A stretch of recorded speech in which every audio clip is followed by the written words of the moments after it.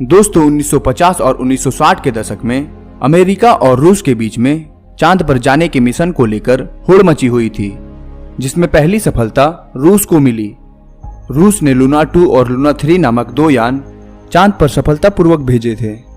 उसके बाद अमेरिकी संस्था नासा ने एक के बाद एक अंतरिक्ष यान चांद की तरफ रवाना करने की कोशिश की, लेकिन हर बार नासा के हाथ असफलता ही लगी और इस रेस में रूस अमेरिका से जीत रहा था।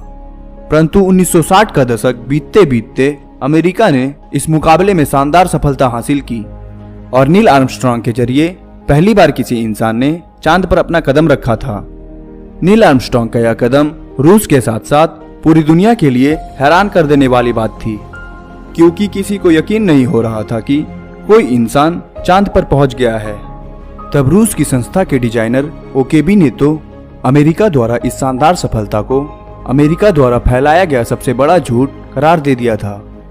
लेकिन असलियत में नासा की कामयाबी से रूस चिढ़ा हुआ था और इसी चिढ़ के कारण रूस ने दावा किया कि अगले दशक तक वह अपने परमाणु परीक्षण चांद पर ही करेगा। रूस का कहना था कि उसने बहुत ही शक्तिशाली परमाणु बम बनाए हुए हैं, जिनका परीक्षण पृथ्वी पर करना यहाँ के मौसम के लिए खतरनाक है, इसलिए वह इन परीक्षणों को चांद पर ही करेगा। वहीं रूस के इस दावे से पहले प्रोजेक्ट A119 नाम के मिशन के जरिए अमेरिका ने भी चांद पर परमाणु बम टेस्ट करने की योजना बनाई। अमेरिका का कहना था कि उसके पास इतने शक्तिशाली परमाणु हथियार है कि वह पल भर में ही चांद को नष्ट करके धरती पर गिरा सकता है। लेकिन दोस्तों, इस तरह के दावे करना जितना आसान है उतना ही मुश्किल भी है। असल में किसी भी अंतरिक्ष यान को पृथ्वी से बाहर भेजने के लिए बहुत ही ज्यादा ताकत की जरूरत होती है, जिसके लिए ढेर सारा ईंधन चाहिए होता है और इसी वजह से यान बहुत ज्यादा वजनी भी हो जाता है। जिस समय रूस और अमेरिका इस तरह के दावे पर काम कर रहे थे, उस समय उनकी कोशिश को देखकर लगता था कि मानो जल्द ही वह चांद पर परमाणु विस्फोट करेंगे और चांद को टुकड़ों में बिखेर देंगे। इसलिए अमेरिका के प्रोजेक्ट A119 का उस समय जबरदस्त विरोध हुआ। उस समय सबका मानना था कि हम धरती को तो बर्बाद कर ही रहे हैं और अब चांद की भी खैर नहीं, और इसी वजह से नासा को अपना यह मिशन रद्द करना पड़ा। और दोस्तों, यह महज एक कल्पना ही बनकर रह गई।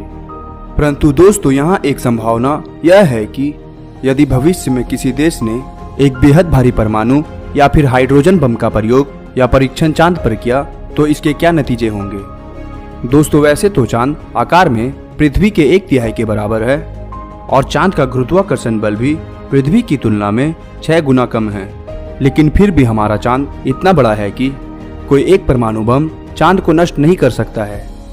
और पृथ्वी पर मौजूद सभी परमाणु हथियारों को मिलाकर भी विस्फोट किया तो शायद तब भी चांद पर इसका कोई खास असर नहीं होगा। लेकिन फिर भी अगर हमने एक ऐसा हथियार बना लिया जिससे चांद को टुकड़ों में बिखारा जा सकता है, तब भी हमें चांद पर विस्फोट करना काफी मुश्किल होगा, क्योंकि वर्तमान समय में ऐसी कोई टेक्नोलॉजी हमारे पास नहीं है जिनसे हम इन भारी भरकम परमाणु बमों को चांद तक ले जा सके। और शायद भविष्य में ऐसा होगा, यह कह पाना आज के समय में मुश्किल है, और शायद ही कोई स्पेस एजेंसी भविष्य में ऐसा करना चाहेगी। वैसे आप क्या सोचते हैं, हमें कमेंट बॉक्स में जरूर बताएं और यह वीडियो अपने कुछ दोस्तों के साथ शेयर भी करें। और वीडियो को लाइक करने के साथ साथ अगर आपने चैनल को सब्सक्राइब नहीं किया है तो तुरंत सब्सक्राइब करें, साथ ही नोटिफिकेशन बेल को भी दबा लें ताकि आगे आने वाली हमारी सभी वीडियोस की नोटिफिकेशन आप तक सबसे पहले पहुंच सके। धन्यवाद।